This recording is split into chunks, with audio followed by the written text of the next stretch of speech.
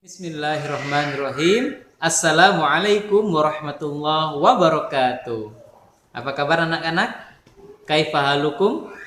Ya, saya harap semua dalam keadaan sehat walafiat dan selalu bersemangat di dalam belajar dan beribadah. Nah, di video kali ini kita akan mempelajari bersama di MUPAL IPS, yaitu di tema 8 subtema 1 manusia dan lingkungan. Nah, sebelum belajar, marilah kita berdoa bersama. Bismillahirrahmanirrahim.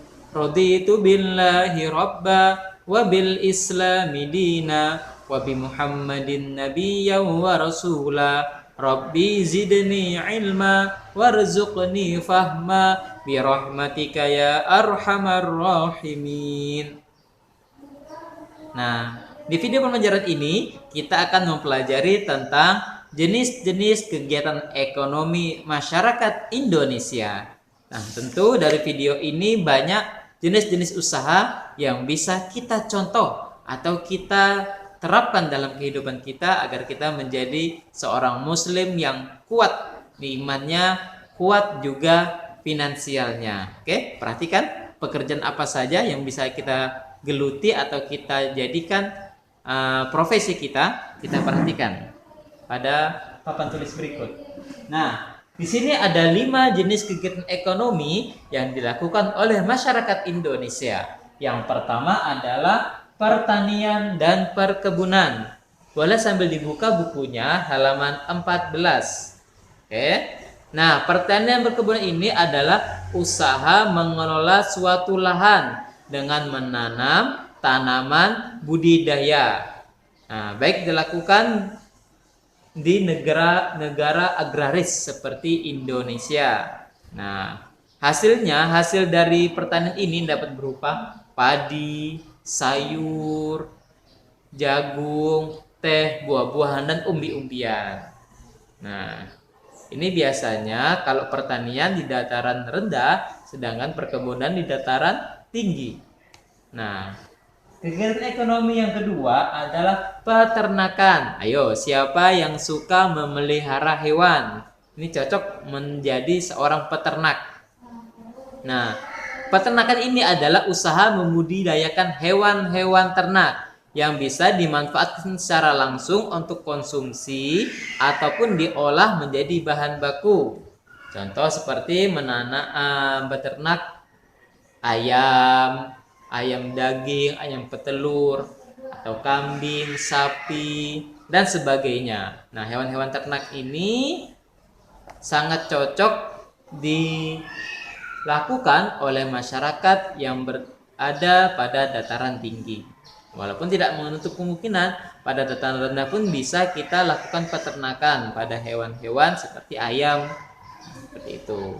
Nah, yang ketiga adalah perikanan.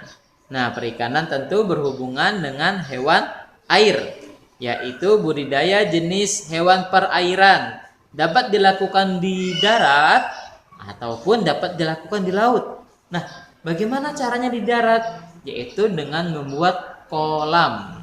Nah, oke. Perikanan ini dapat dibagi menjadi perikanan darat sama perikanan air laut. Misalnya kalau darat seperti ikan nila, gurame, dan lele. Nah, sedangkan perikanan air payau atau laut misalnya udang ataupun cumi. Nah, yang ketiga adalah perhutanan. Nah, perhutanan adalah usaha mengelola sumber daya hutan untuk memenuhi kebutuhan manusia. Nah, jadi ada beberapa tumbuhan yang bisa dibudidaya di perhutanan, misalnya kayu jati, damar, dan rotan. Dan kayu-kayu ini bisa dijadikan sebagai bahan baku mebel ataupun bahan untuk membangun rumah. Dan terakhir adalah pertambangan. Nah, berarti kalau pertambangan ini adalah usaha menggali dan mengelola sumber daya dari dalam perut bumi. Nah, hasil tambang ini dapat dibagi atas 3. Yang pertama mineral logam, yang kedua mineral non logam, dan yang ketiga adalah sumber energi. Contoh dari mineral logam seperti emas, perak, aluminium, timah, dan lain-lain. Sedangkan kalau non logam berarti tidak logam ya, kalau non logam ya. Berarti contohnya seperti kapur, batu kapur, belerang, pasir, tanah seperti itu, tanah kuning, ataupun sumber energi yang biasa digunakan sebagai bahan bakar kendaraan seperti minyak bumi. Nah, dari kelima jenis usaha kegiatan ini, mana yang bisa kita lakukan, mana yang kamu pilih, silahkan ditentukan masing-masing ya.